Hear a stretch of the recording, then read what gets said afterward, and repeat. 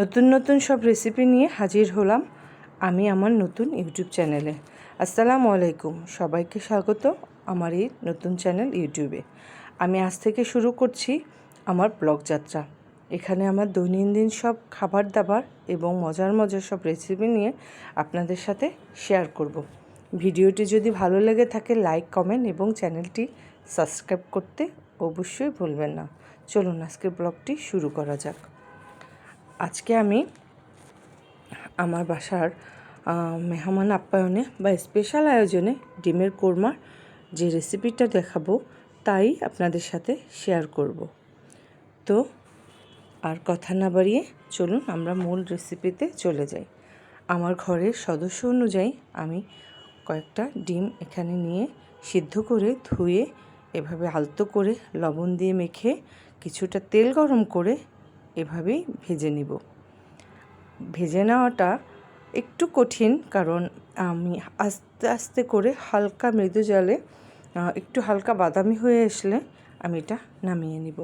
তো একটু টাইম নিয়ে এটা করতে হবে। আস্তে আস্তে করে আমি প্রতিটা ডিম এভাবেই ভেজে নিলাম।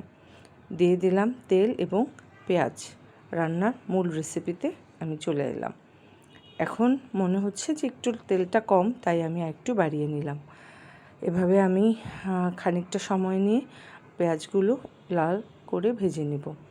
বাদামি কালার হয়ে চলে আসলে আমি কিছুটা পেঁয়াজ এখান থেকে উঠিয়ে নেব, আমার পরের স্টেপের জন্য কাজে লাগবে। তো দেখেন কি সুন্দর একটি বাদামি কালার হয়ে আসছে। এখন আমি এখান থেকে অনেকটা পেঁয়াজ তুলে নিলাম। এখান থেকে তুলে নিয়ে আমি সাইডে রেখে দিব। তারপরে সব উপকরণগুলো এক এক করে দিয়ে দিব।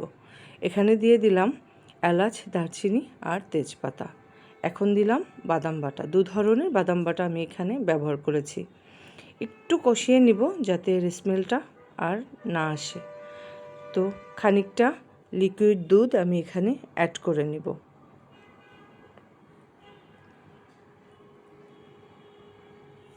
লিকুইড দুধ দেওয়া হলে কিছু সময় নেড়ে চেড়ে তারপর আমি রান্না করে নিব। এখন কিন্তু পুরোদমই বৃষ্টির ওয়েদারটা চলছে, তো এই ডিমের কোরমা পোলাও কিংবা খিচুড়ির সাথে বেশ জমিয়ে খাওয়া যায়। আমার পরিবারের প্রতিটা মানুষ আমার এই রান্নাগুলো খুব যত্ন করে পছন্দ করে খেয়ে থাকে। তা আমিও ওদের জন্য খুব মজা করে রান্না করে দেওয়ার চেষ্টা করি। এটাই আমার সার্থকতা। এখন এক এক করে আমি মশলাগুলো দিয়ে তারপরে কষিয়ে নিব। মরিচ গুঁড়া, কিছুটা চিনি, সব কিছু উপকরণ দিয়ে এক এক করে আমি কষিয়ে নিচ্ছি। সাথে হয়তো আমার একটু টাইম লাগবে, কারণ তেলটা উপরে চলে আসা পর্যন্ত এখানে কষাতে হবে। এখন আমি কিছুটা টক দধিও অ্যাড করব। 2 থেকে 3 টেবিল চামচ টক দধি আমি এখানে দিয়ে দিব। আমার রান্নার এই যে মিশ্রণটা এখন তেলে উপরে চলে আসার জন্য ওয়েট করছি। তো এখন তেলটা উঠে আসলে আমি ডিমগুলো ছেড়ে দিব। একটু নেড়ে চেড়ে খানিকটা পানিও দিয়ে দিব, যেন পুরোটা ঝোলের ভিতরে ডুবে যায়।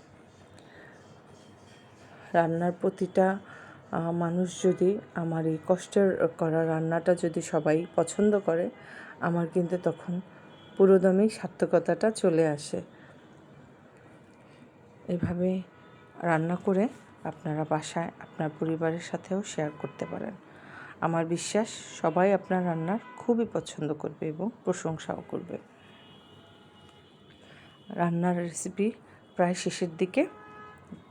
শেষের সময়টাতে আমি কিছু বেরেস্তা দিয়ে দিলাম এবং অনেক সুন্দর একটা ঘ্রাণ আসছে। সাথে হয়তো আপনারা কয়েকটা কাঁচামরিচও দিয়ে দিতে পারেন। আমার রান্নার রেসিপি প্রায় শেষ।